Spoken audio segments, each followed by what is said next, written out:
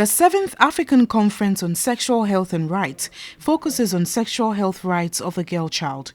Delegates, including First Ladies from African countries and stakeholders, will discuss and work out modalities for the prevention and elimination of HIV and AIDS. It is also to raise awareness against child marriages in Africa.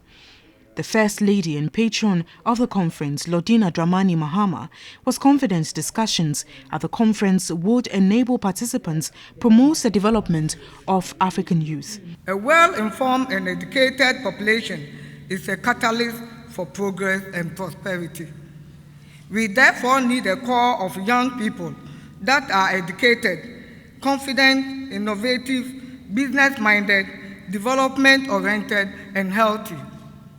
I believe that the most important strategy Africa can adopt in order to benefit from its fast-growing youthful population is to invest in the health, education, and general development of adolescents and youth.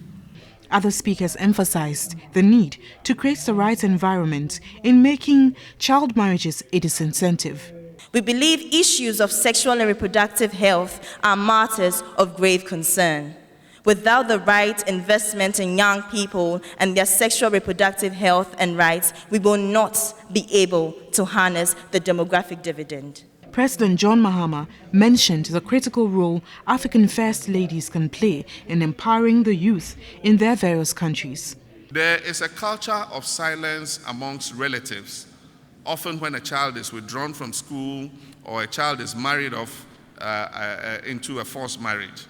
And we need to establish systems that alert the authorities.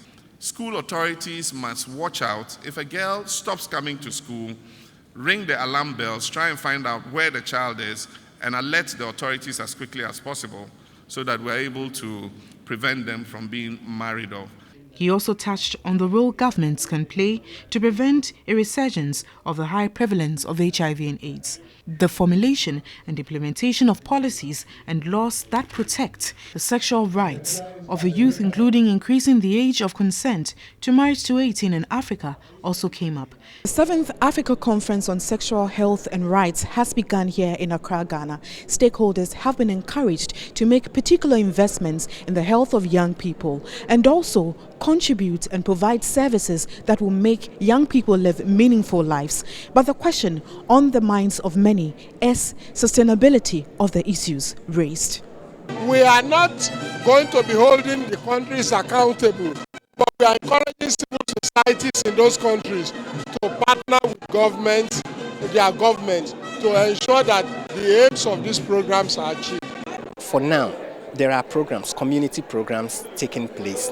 There are radio programs that happen, even television programs. That is what we want to scale up.